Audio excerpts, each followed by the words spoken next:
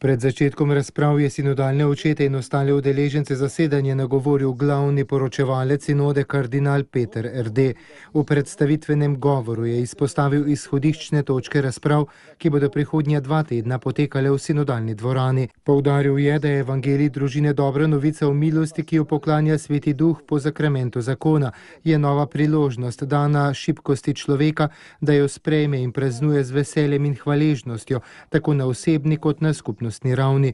Dolžnost, ki iz zakona izhajajo, seveda ne gre pozabiti, ampak jih izpostaviti kot zahteve daru, ki jih ta isti dar tudi omogoča. V nadaljevanju govora je izpostavljen pomen trdne in jasne družinske pastorale ter med drugim poudarjeno, da je zaročencem treba pomagati razumeti, kaj je zakon v Božjem načrtu.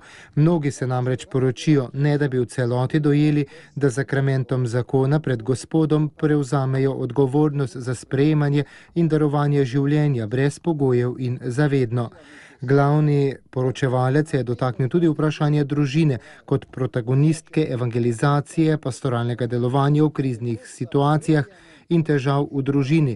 Dlje časa se je zadržal pri težkih pastoralnih razmerah. Za pastoralo je nujno, da osebam, ki živijo ali so živele v težavnih zakonskih razmerah, kjer se skriva veliko trpljenje ter tudi pričevanja o iskreni ljubezni, omogoči nego ran, ozdravitev ter nadaljevanje hoje skupaj z vso cerkveno skupnostjo.